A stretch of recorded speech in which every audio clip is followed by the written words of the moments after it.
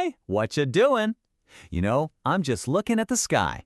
And, well, it's pretty cloudy. Will it rain? I'm not sure.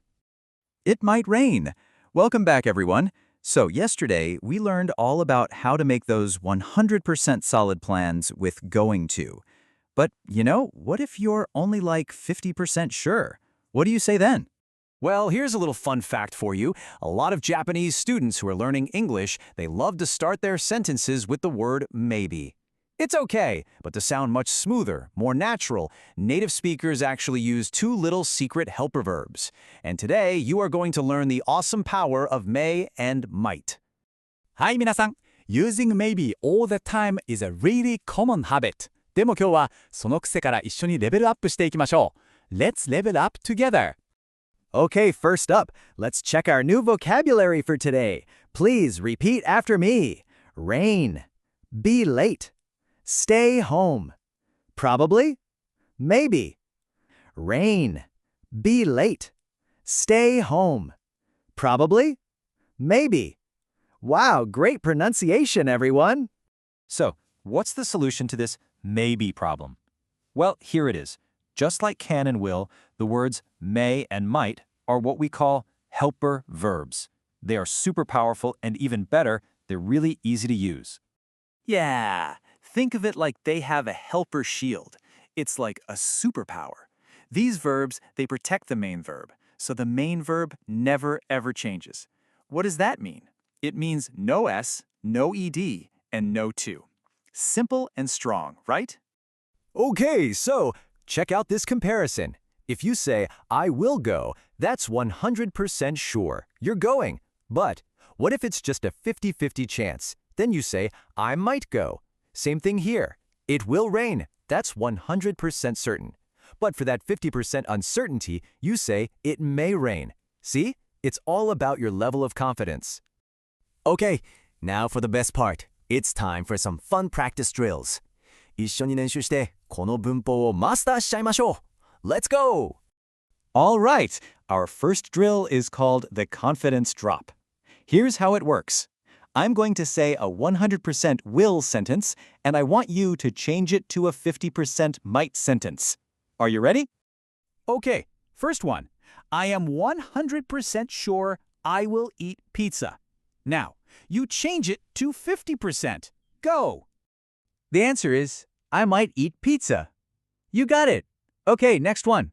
100%. Ken will be late. Make it 50%. The answer is, Ken might be late. Okay, last one. 100%. They will stay home. And the 50% version is, they might stay home. Fantastic job!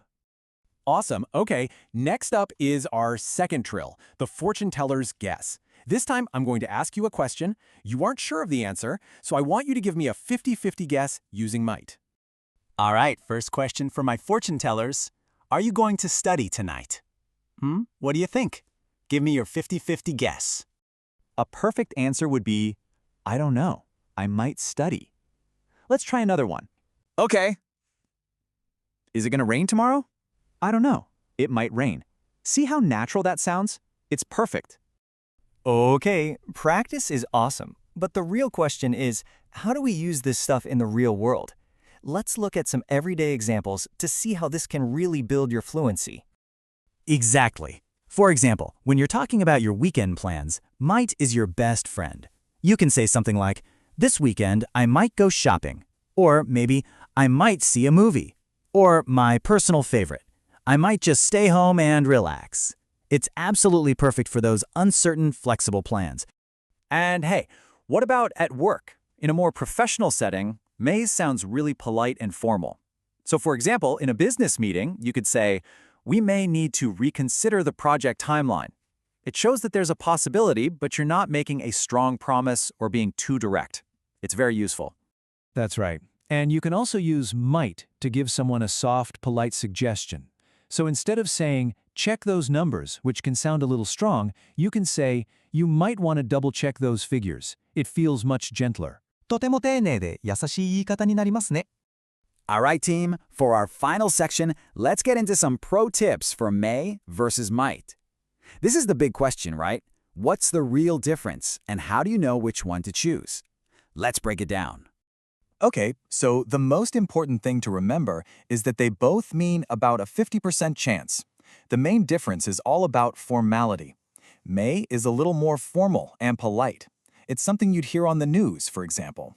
Exactly. And might is much more casual. It's way more common in everyday spoken English. So here's the pro tip from us. If you are talking to your friends, just choose might. It sounds perfectly relaxed and natural.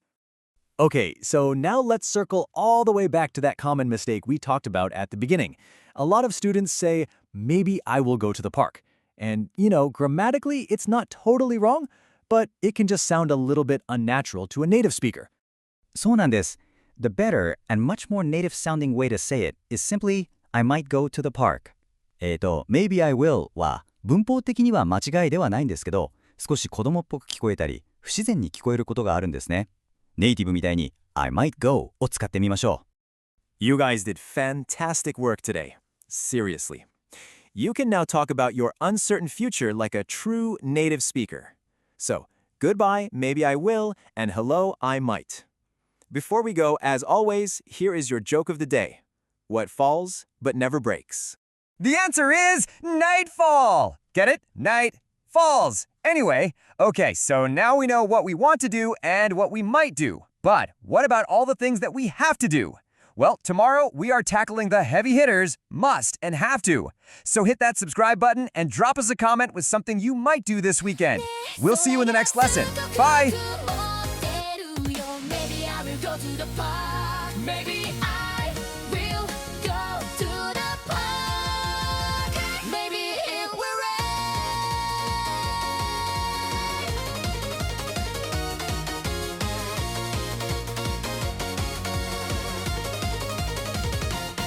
ちょっと待て、ものの最初に Maybe をつけるのはやめろ。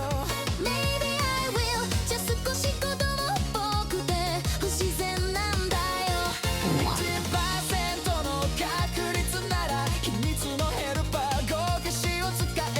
ネイティブみたいに I might go to the park って言え。このクソバカがメイトマイトイのスーパーパワーで Rap it up 50-50 chance May might ヘルパーシールド発動メインの動詞を守り抜け No S No ED No 2 hour 人気にすって Real 100% sure